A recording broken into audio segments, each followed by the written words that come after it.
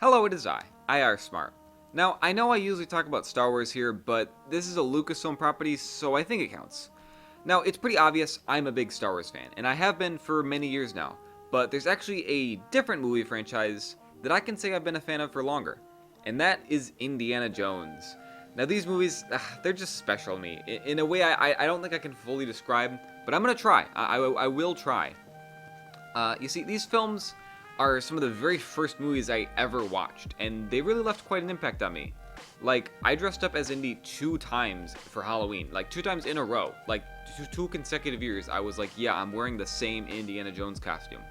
I rewatched Crystal Skull until the disc stopped working. I watched it so many times, alright? Look, I know that one sucks, but it was the only one I had on DVD, alright? You guys know what DVDs are, right? I just want to make sure, like, you guys know what DVDs are. Okay, just checking. But anyway, oh, the Lego games. Dude, of course, the Lego games. I played those so much. Those are really some of my fondest memories I have as a kid. On the Wii, I played, oh my goodness, all the time. So, I actually went back like a couple of years ago, and I finally 100%ed both games, both Original Adventures and The Adventure Continues. I find it weird TT Games had two Indiana Jones back to back. I don't know why they just didn't make one game, but I don't really care. I love both of them. They're both super fun games, and replaying them recently was so fun. But really though, I so much time spent in those games. And for the actual Lego sets, I only had one. It was the set with Indy and and Marion, and they're in like the market in Cairo. I had that was the only set I had, but that minifigure has more playware than any other minifigure I own. It's like the legs don't work, the hat doesn't stay on anymore. I play with that minifigure so much. I just loved it. Basically, what I'm trying to say is that Indy was my idol growing up. I wanted to be him. He's literally me. Looking back, he might not have been the best role model because of this one scene. I was a child. I was in love. It was wrong and you knew it. But besides that, these films, they're just special to me, and I'm really excited for the new ones that's going to come out this summer. Please, just be good. Like, I heard the test screenings were horrible, but like, they can fix it, right? They can fix it in editing. Please, Lucasfilm, don't mess this up. I just want it to be good, please. But it's not just nostalgia for these movies. I rewatch them every once in a while, and I still get blown away by the action, comedy, cinematography, and just everything about these movies. I actually just spent this whole last week building this brand new Lego set I got, and while doing that, I rewatched all 4 movies. I marathoned them back to back, and it was quite fun. If you're not familiar with the movies, these are basically conceived by George Lucas, and he got Steven Spielberg to direct them. John Williams does the score. It's incredible.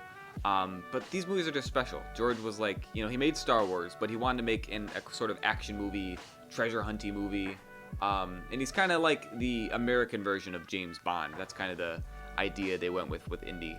So it's just really fun movies. They're really good. I don't know what else to say. If you haven't watched them, highly recommend. If you like Star Wars, I think you'll definitely like these. And Indy is just a great character overall. He's cool, but he isn't the best. He constantly gets beaten by better opponents. He makes mistakes. He gets caught in a bluff. But he always makes it in the end, and that's what makes him such a good protagonist. He keeps going until he makes it through. And again, that's just another thing I love about his character that I think I can relate to. It's just he keeps trying, he keeps going, he wins in the end. Also, these movies make fun of Nazis, which is great, because I think it goes without saying that the Nazis are some of the worst people in history. So to see them become these cartoonish villains who just blow up and, die in stupid ways, it's really fun, and it's really great. And the music, come on, like John Williams, right, is amazing. I think that goes without saying. But every song is so flippin' good. Like, obviously the main thing, da da da da da da da, is amazing. It's iconic. Like, everyone knows that. But just some of the other songs, like all the characters have different themes besides Indy. Like, it's just amazing. I spent so many hours listening to just these songs because they play in the Lego games, and I just know them like the back of my hand. They're so good. This music is just amazing. Thank you, John Williams, for existing. You're probably the greatest composer of our time. But looking at each movie, as I just, rewatched them, I think it's fair to say that Raiders of the Lost Ark is probably the best one, and it's probably a cinematic masterpiece. Like, the other movies are great, but this one is it's perfection, man. All the characters are great. The story is timeless. You get to see a bunch of Nazis have their faces melted off at the end. It's just so many iconic scenes, quotable lines. I don't have much to say. I love this movie. It's perfect. The opening with the boulder, the adventure of going to find this lost ark, the mystery around that, and the ending, and it's just there's a couple things wrong, but overall this movie's it's it's perfect. Like, the other ones are great too, but this one is just perfection. You can't top Raiders. Temple of Doom is a weird movie, but it's kind of fun. I really like it. It's actually a prequel, which is only something I noticed recently, so that's just kind of cool.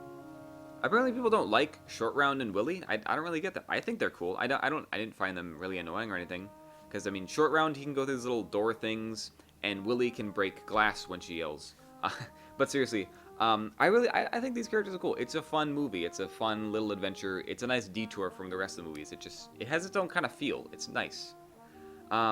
Also, Ke Huy Quan won an Oscar this year, which was so cool. He gave this an amazing speech, one of the probably best Oscar acceptance speeches I've seen. And at the end, he got to reunite with Harrison Ford. They got to hug. It was such a cool moment. And he also, when he gave his speech, he thanked Steven Spielberg, and that was just so cool. I love to see that. I mean, that's not really related to Temple of Doom, but I thought I'd mention it because it's cool, right? It's Short Round. All these years later, he wins an Oscar for a different movie. Which, by the way, if you haven't seen Everything Everywhere All at Once, I recommend that too. Very good movie. And Last Crusade, I like Last Crusade. I think that's a pretty popular opinion that Last Crusade is good. The young Indy part at the beginning is kind of dumb because it's kind of just like, oh, we need to have his fear of snakes. He has to get a hat. He has to do all these things. It's like, why are we just he just becomes Indiana Jones one day? That seems kind of silly to me. But hey, Sean Connery. What else do I have to say? That's just amazing because we have the original James Bond as Indy's father, which is kind of metaphorical because, like I said, Indiana Jones was kind of inspired by James Bond, so that's just cool. But yeah, this movie's just great. It's a father and son movie. I don't know what else to say. It's fun to watch this movie with my dad. That's just what I know. That's what I associate this movie with. So just watching it with my dad, we quote it all the time. It's amazing. I don't know what else to say. And Kingdom of the Crystal Skull, it is pretty bad, I'm gonna admit, but it's okay. Like it's okay. It is definitely the weakest movie out of all four. But like the 50s vibe is kind of cool. It's a bit different, The Russian villains, that's kind of neat. Married comes back. Shia LaBeouf is here for some reason. He swings with monkeys. Honestly, that's kind of dumb. Like, okay, the first part of the movie is pretty good. Like up until you get to the halfway point, it's an okay film. The Nuketown is really cool. Indy surviving getting nuked by getting in a lead-lined fridge is pretty silly. Like he should definitely be dying of cancer. Sure, the lead-lined fridge would protect him, I guess, from some of the radiation, but like he got out of it and looked directly. Whatever, you don't care. But like the last part of this movie is it's dumb. Why are there aliens? Like again, it's cool because like 50s vibe, it's a bit different, but like why is there aliens? Why is aliens? Why are they? George, why did you try to like put aliens in this? Basically, Crystal Skull, it's bad. It's not the worst movie. It's not Rise of Skywalker bad, but it's okay, I guess. Sure. So yeah, Indiana Jones. I wanted to talk about it because it's something really important to me. It means a lot to me, and I don't know if I've ever really talked about it. Because obviously, like, again, I'm known as, like, a Star Wars guy. It's I.R. Smart. He's Star Wars. He is Star Wars guy. But Indiana Jones is just special to me. I was in it before I was into Star Wars, which is kind of crazy. So, yeah. I want to talk about Indiana Jones because the new one's coming out this summer. I really hope it's going to be good. Please, just be decent. That's all I ask. Just be okay. Actually, the day I'm recording this on, they released the new trailer today. It looks pretty sweet. I'm going to stay optimistic. It's going to be okay, all right? Anyway, yeah, that's about it. Indiana Jones. Da-da-da-da-da-da-da. I can't help myself, guys. It's good.